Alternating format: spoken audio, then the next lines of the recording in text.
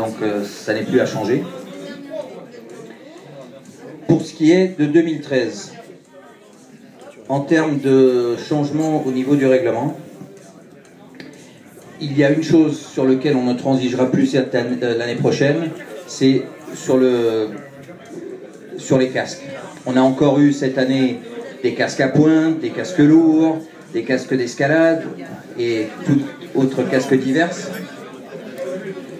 Aujourd'hui, avec la catégorie cross-country, les voitures vont de plus en plus vite, sont de plus en plus performantes, surtout si maintenant au Maroc, on va passer dans des zones rapides. Maintenant, le port du casque reste obligatoire, mais c'est surtout la qualité du casque qui ne sera plus tolérée, à moins que ce soit des casques, vraiment des casques de moto, des casques de voiture. On ne va pas demander à ce qu'ils soient homologués FIA, mais c'est une question de bon sens. Pareil, au niveau des arceaux de sécurité, on préconise encore que vous ayez des arceaux, surtout sur des voitures ouvertes. Sur des voitures ouvertes, c'est obligatoire. Sur les autres voitures, on le conseille vivement. Et au Maroc, ça sera obligatoire. Pareil pour une question de vitesse.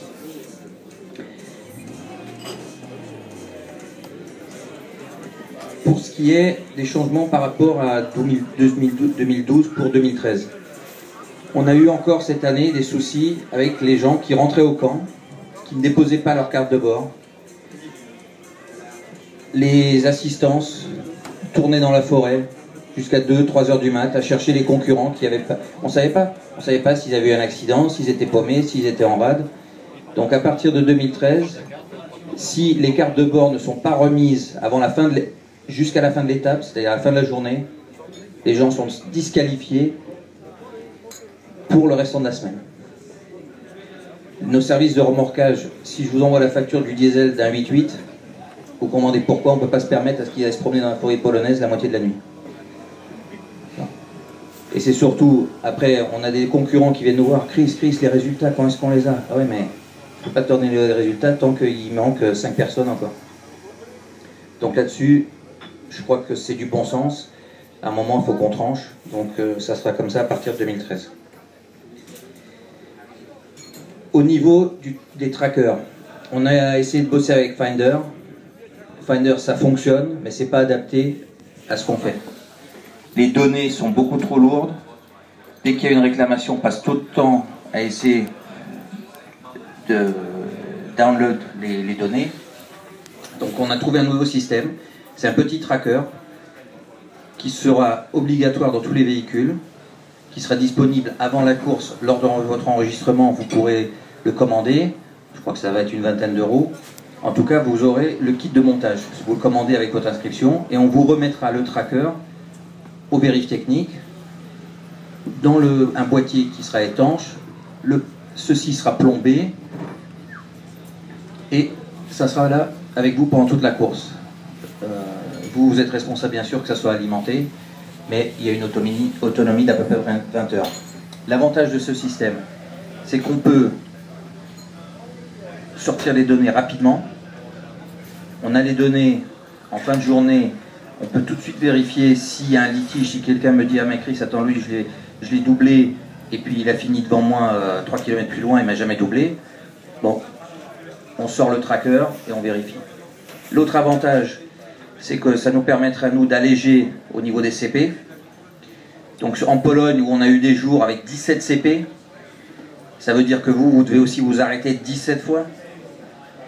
On réduira le nombre de CP, forcément il y aura encore beaucoup de points médicaux, il y aura encore des CP sur les points, sur les bourbiers pour des assistances, retreuillage, etc. Mais on va limiter les CP, mais on peut se permettre ça avec ce nouveau tracker. Ceci étant, le système à l'arrivée et au départ aura toujours une liste et les CP qui seront en place noteront bien le passage des concurrents. Donc si jamais il y avait un problème technique, on a quand même le système manuel pour recouvrir ça.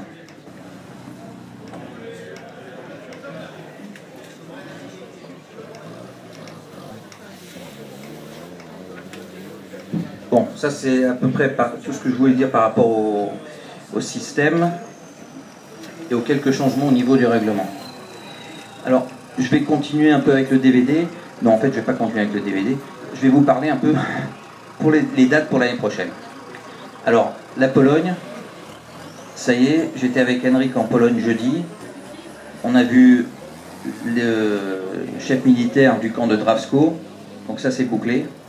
On a les dates et on finira à Jagan. Pour ce qui est des dates, donc ça sera comme d'habitude la dernière semaine du mois de juin, c'est du 29 juin au 6-7 jusqu'au samedi prochain, juillet.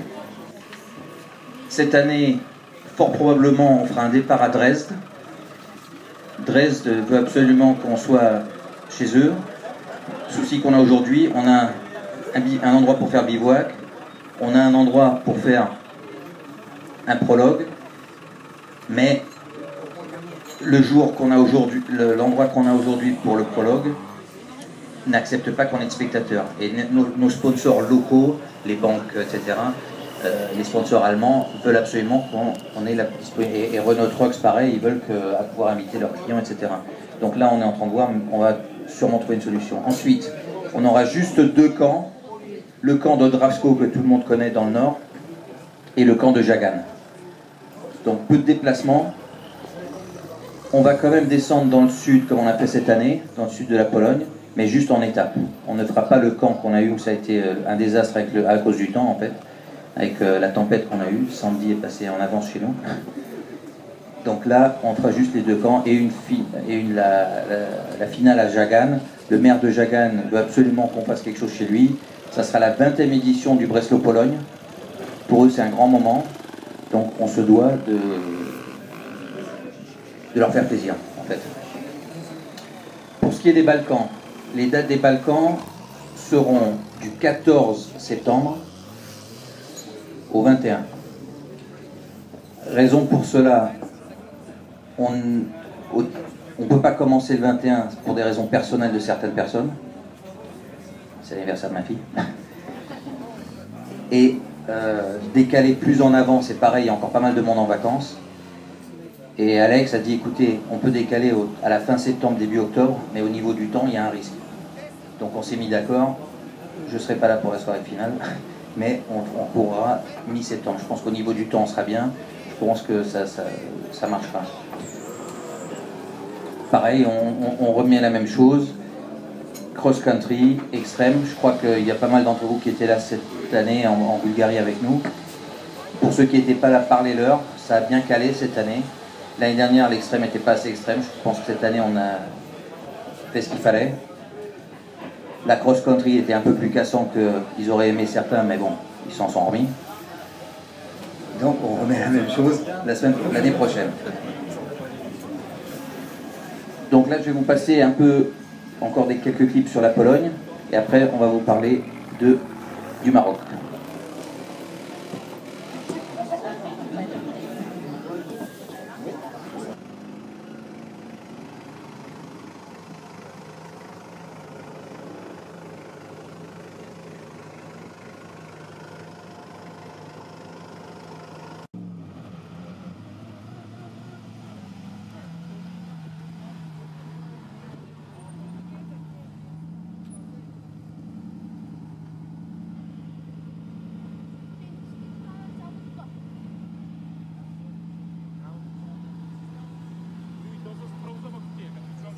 Да.